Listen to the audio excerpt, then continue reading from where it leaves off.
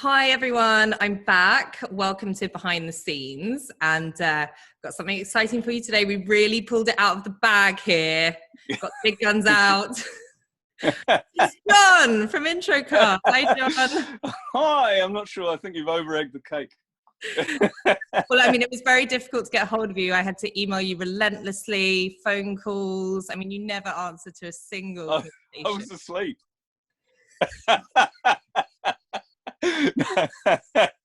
Good point. I started yesterday. Anyway, so thanks. Anyway, hi. I appreciate you taking the time for me.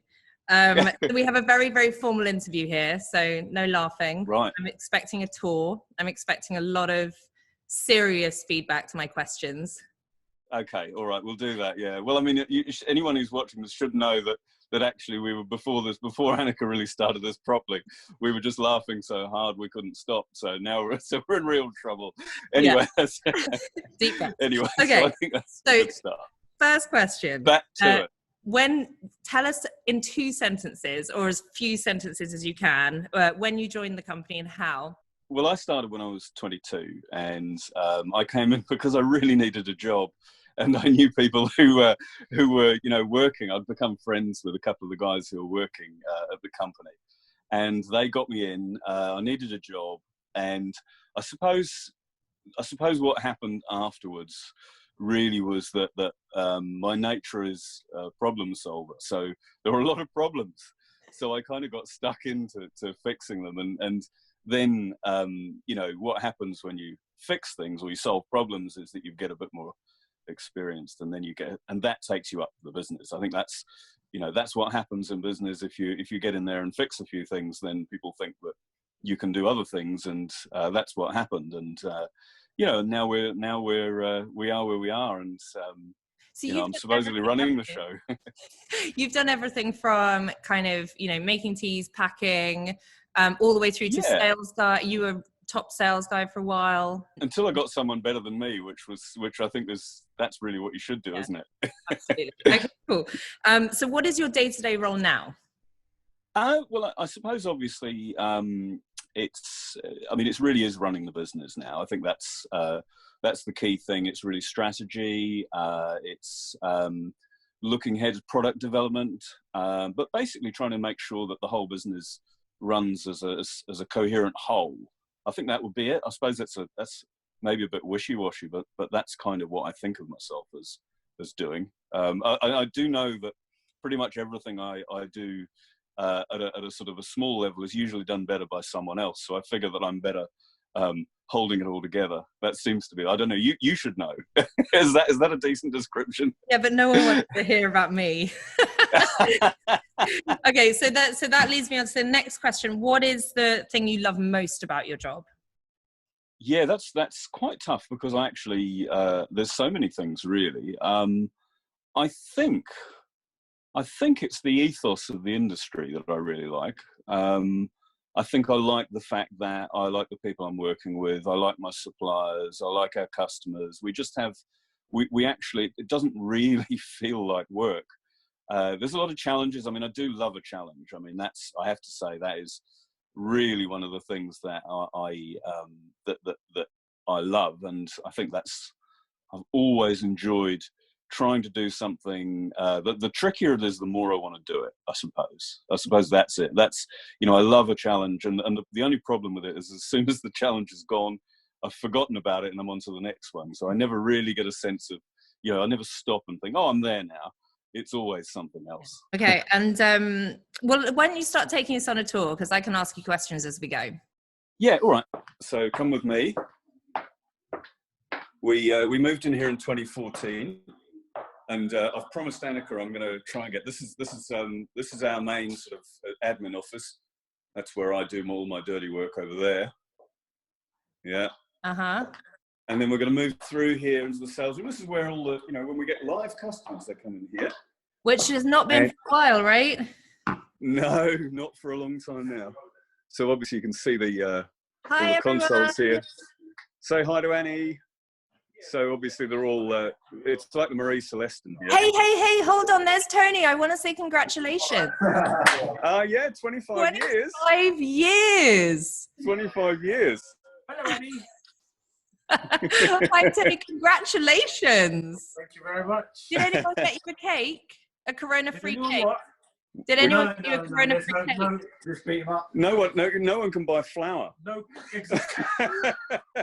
Or eggs? Or sugar. It's like he's had a virtual cake. Yes. Yeah. Yes. Yes. So anyway, so here we go. There's Phil. Hey, did Annie, you all right? Hi, Phil. So here we go. So there's Matt. He always hunches down behind his computer. You never know when he's there or not. Hi, Matt. He's like a gnome. And what are all those boxes behind? Well, that's really one of our secondary stores. So you can see that's where we do all the kind of that's where all the bulk packing is. Okay.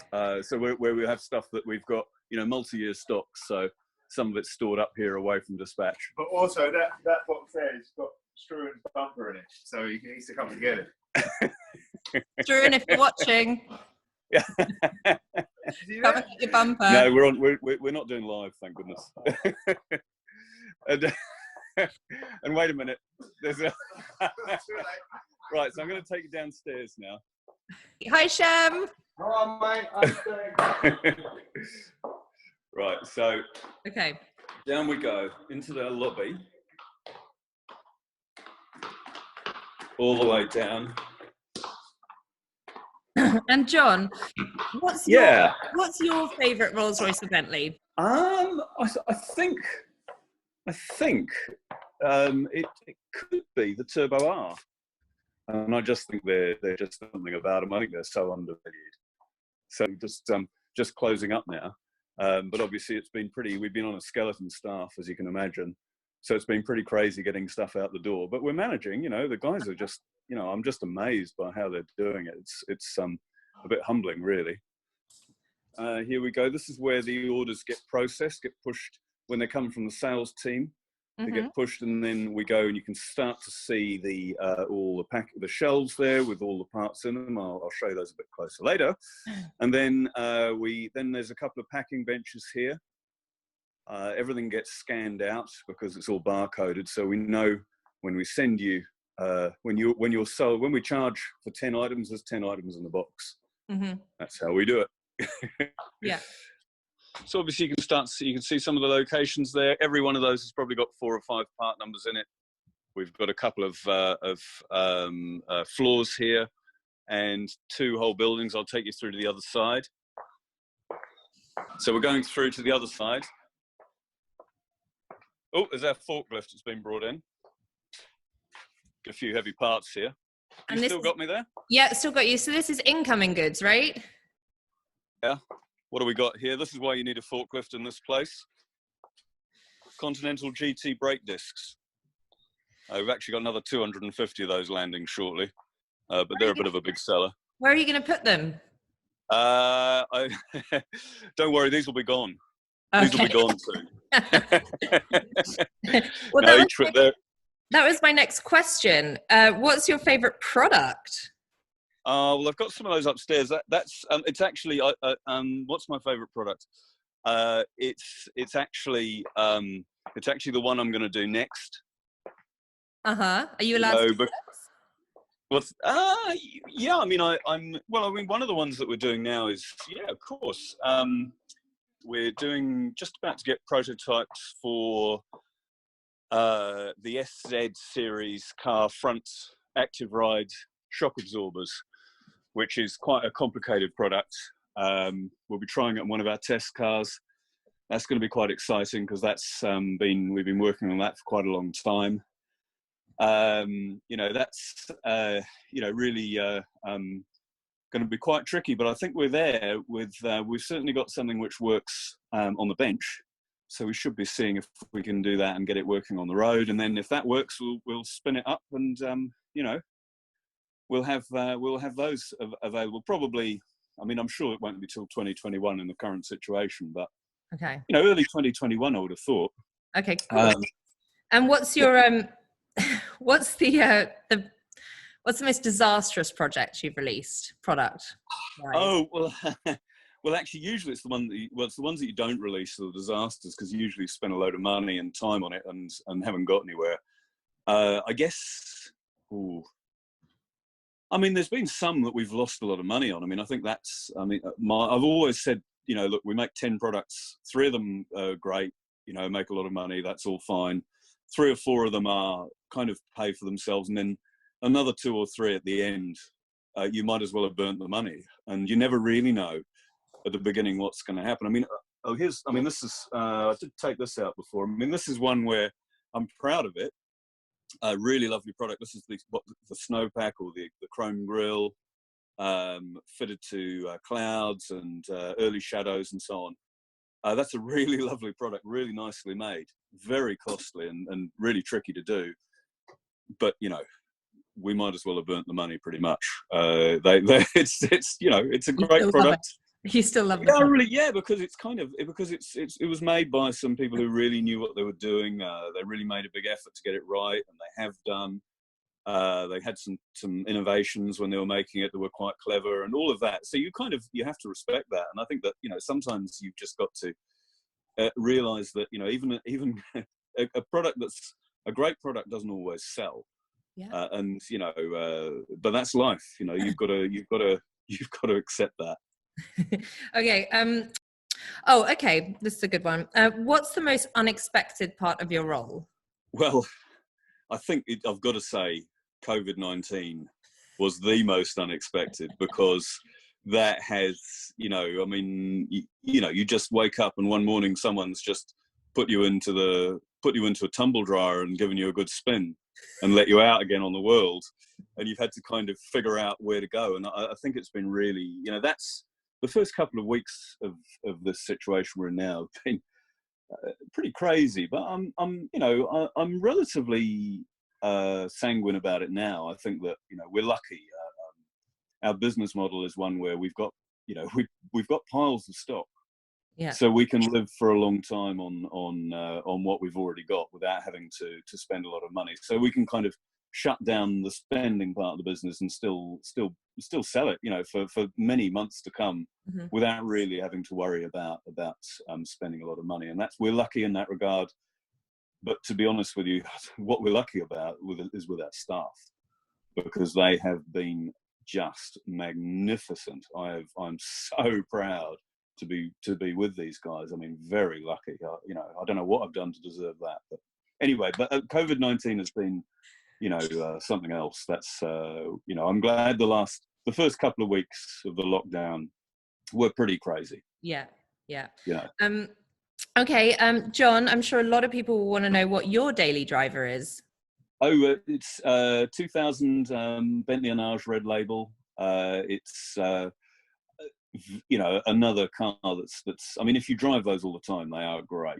I mean, they're just so comfortable. I mean, really lovely car to be in, and you know, so that and the Turbo R are great. I think they're yeah. So that's that one, and yeah, it's a good car. I mean, I'm not a great sort of, I'm not one of the guys who wants to drive around in a Phantom 2. You know, I really want something I can get into and just treat it like any car. Really, it's just that obviously it's not the most unpleasant car to drive. It's got a lot of miles on that car, right?